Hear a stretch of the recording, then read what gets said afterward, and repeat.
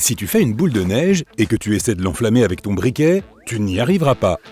La neige devient d'abord noire, puis elle commencera à disparaître, mais tu n'obtiendras pas d'eau. Il n'y a rien de surnaturel dans ce phénomène.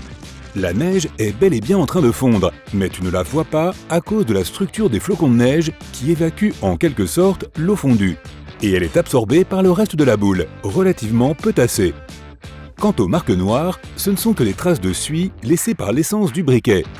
Une étude en 2017 a suggéré que les gens avaient accidentellement créé une bulle protectrice autour de la planète. Tout cela grâce à des décennies d'utilisation d'ondes radio de très basse fréquence. Elles auraient formé un cocon artificiel qui protège la Terre des radiations et des éruptions solaires. L'hélium peut rendre ta voix très aiguë et permettre au ballon de s'envoler. Est-ce qu'il a encore d'autres secrets ? Oui, essaie de le refroidir à la température extrême de moins 273 degrés Celsius, soit juste au-dessus du zéro absolu. C'est alors que tu verras ce gaz se transformer en un superfluide, ce qui signifie qu'il peut se déplacer sans friction. Dans cet état, il peut faire des choses assez bizarres. Il peut s'échapper à travers des matériaux apparemment solides, il peut rester immobile tandis que le récipient dans lequel il se trouve est en train de tourner, et il peut même escalader les parois du conteneur en question. L'eau peut geler et bouillir en même temps. C'est ce qu'on appelle le point triple. C'est le point où une substance peut être solide, liquide et gazeuse en même temps. Mais il n'y a qu'une seule pression et une seule température où cela est possible. Les scientifiques ont découvert un nouvel état de la matière connu sous le nom de cristaux temporels. Créé dans un laboratoire, c'est un concept incroyablement difficile à saisir. Ces structures se répètent régulièrement dans le temps plutôt que dans l'espace.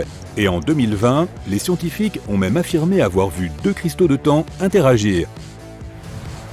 Dans une cuillère à café de terre, il y a plus de micro-organismes que d'humains sur notre planète.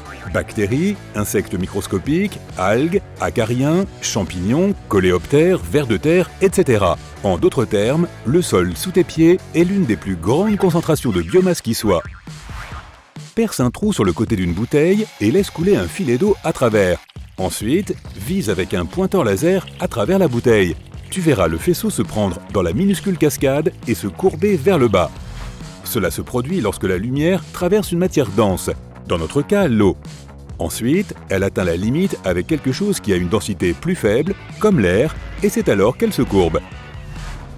À une certaine époque, notre Lune avait une atmosphère.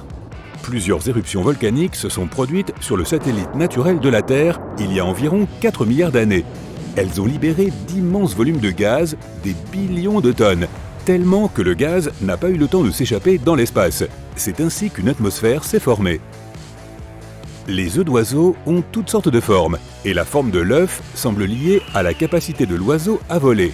Plus le vol d'un oiseau est énergique, plus son œuf sera elliptique et pointu. Les espèces qui ne quittent presque jamais le sol pondent des œufs de forme plus arrondie.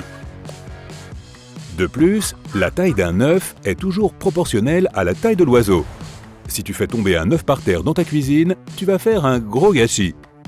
Mais c'est différent si tu le fais dans l'eau. Par exemple, à une profondeur de 20 mètres sous la surface, la pression y est presque 2 fois plus élevée qu'au niveau de la mer. Et cela va maintenir l'œuf entier. Il y a de fortes chances que des particules de poussière extraterrestres se trouvent sur ton toit. Appelées micrométéorites, elles ont une taille inférieure à 400 microns, soit l'équivalent du tiers d'un grain de sable. Les scientifiques pensent qu'environ 100 milliards de micrométéorites tombent sur la Terre chaque année. En moyenne, l'océan est aussi profond que 8 Empire State Building empilés les uns sur les autres. Cette profondeur est encore plus impressionnante dans le Challenger Deep, la partie la plus profonde de la fosse des Mariannes et des océans du monde. Là, tu pourrais empiler 25 Empire State Buildings.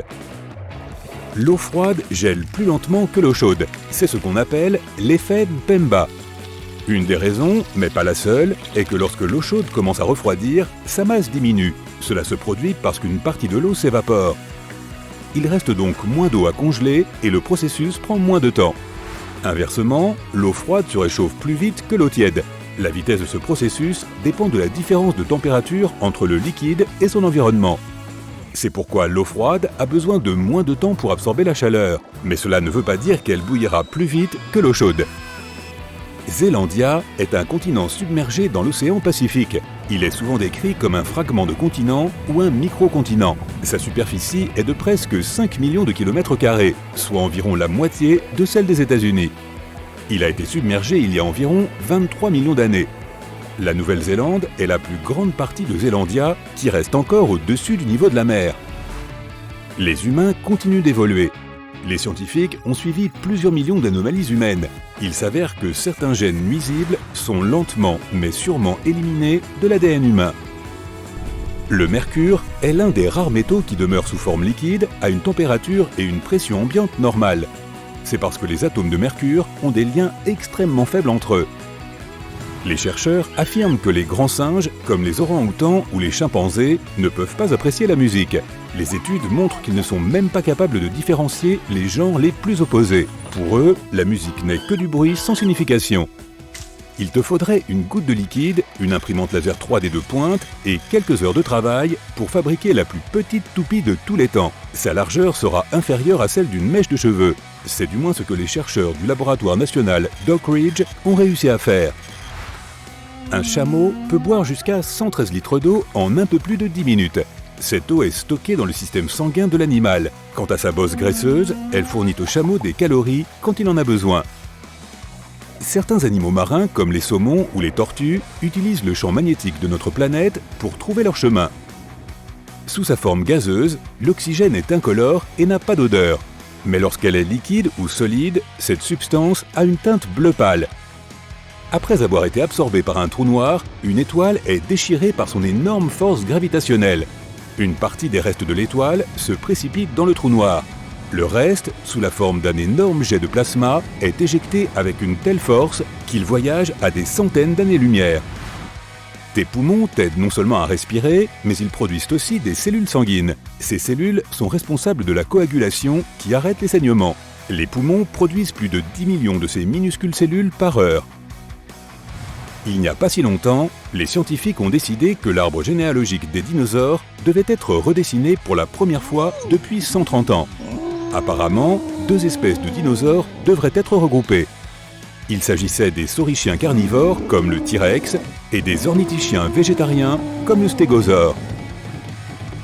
Seules 2 lettres n'apparaissent jamais sur le tableau périodique des éléments. Ce sont le J et le Q. Donne un mouvement rotatif à une balle au moment de la lâcher et elle fera un bond dans les airs en rebondissant. Ce phénomène est connu sous le nom d'effet Magnus. Tu peux le voir à l'œuvre dans différents sports comme le tennis ou le baseball. Le son se déplace presque 4 fois plus vite sous l'eau que dans l'air. C'est pourquoi les plongeurs ont souvent du mal à déterminer la direction du son. Les bananes contiennent du potassium et cet élément est légèrement radioactif. La bonne nouvelle, c'est qu'il faudrait manger 10 millions de bananes avant que les radiations puissent affecter négativement. Il existe un appareil qui peut éteindre un feu à l'aide d'ondes sonores. On l'appelle extincteur sonique. Il y a des lacs et des rivières sous-marines dans les océans. Ils sont connus sous le nom de bassins de saumure. L'eau qui s'y trouve est plus salée et plus dense que le reste de la zone. Ces mares d'eau salée ont des rives et parfois même des vagues. Les étoiles semblent scintiller à cause des turbulences dans l'atmosphère terrestre, qui forcent la lumière des étoiles à se déplacer dans une autre direction avant d'atteindre tes yeux. Et cela donne l'impression que la lumière tremble. Il faut à l'eau 1000 ans pour accomplir son voyage continu autour du monde. L'ensemble du processus est parfois appelé le tapis roulant océanique mondial. Le bismuth est un métal blanc, fragile et brillant avec une teinte rose. Si tu le fais fondre et que tu le laisses refroidir très lentement, il formera des cristaux cubiques iridescents. Dans les déserts de Californie, les pierres se déplacent toutes seules. Certains de ces rochers pèsent jusqu'à 300 kg. La plupart d'entre eux se déplacent en ligne droite, tandis que d'autres font des courbes ovales. Lorsque le vent attrape de petites gouttelettes de lave provenant de volcans actifs, il les transporte à des kilomètres du cratère. Les gouttelettes sont étirées en fils de verre ultra fins, appelés cheveux de Pelée. Certains de ces fils peuvent atteindre une longueur de 2 mètres. La rose du désert apparaît dans les endroits arides qui sont parfois inondés. L'environnement y passe sans cesse du sec à l'humide et vice-versa. Cela permet aux cristaux de gypse de piéger les grains de sable et de former des pétales plats.